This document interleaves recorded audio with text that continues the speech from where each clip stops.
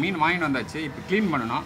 அது எப்படி க்ளீன் பண்ணுறதுன்னு பார்த்துடலாம். ஒரே மீன் பார்த்தீங்கன்னா 1/2 கிலோ வரும் பொழுது வரும். நான் எப்படி பார்த்தாலும் சின்ன வயசுலேருந்து பார்த்துருக்கேன். சரி. ஒரு 300 கிராம் 200 கிராம் அளவு தான் நான் சைஸ் பார்த்துருக்கேன். இவ்வளோ பெரிய சைஸ் நான் பார்த்ததே இல்லை பாய். சரி, இது பெரிய மீன் இருக்கு. இது வந்து ஜிலேபி கிடையாது, இது பேர் பைலட் ஜிலேபின்ற பேர். இது போல் நார் இருந்தால் எடுத்துக்கலாம்.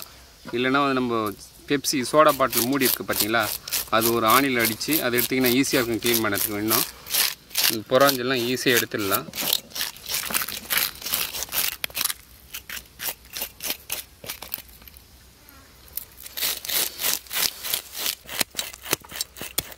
பாருங்கள் இந்த மீன் எப்படி வெட்டுறதுன்னு.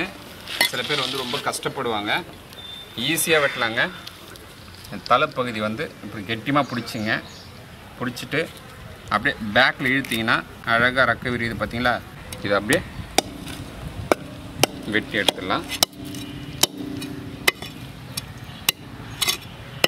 திருப்பி அதே போல் பேக்கில் இழுத்திங்கன்னா பாருங்கள் அழகாக விரியுது பாருங்கள். ஈஸியாக வெட்டலாம்.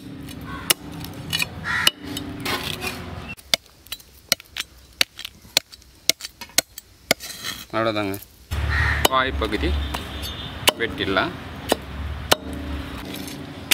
கட்டிட்டு கத்தி வச்சு இந்த தொண்டையாண்ட இப்படி இழுத்தோம்னா மொத்தம் சூப்பராக வந்துடுங்க.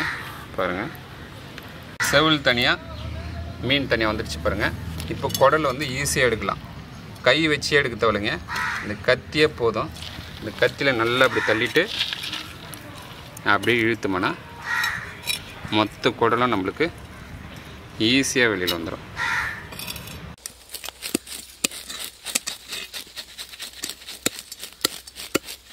இந்த வாய் வந்து ஒரு தட்டிடலாம்.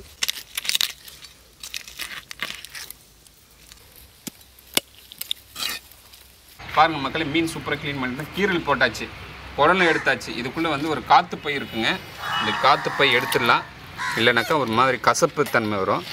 இந்த காற்றுப்பையை பலூன் சொல்லுவாங்க. அது இருந்தால் தான் மீன் வந்து சூப்பராக மிதக்கும். அதை எடுத்துடலாம். 20 நிமிஷத்தில் பார்த்தீங்கன்னா 5 கிலோ மீன் வெட்டி எடுத்துட்டுங்க.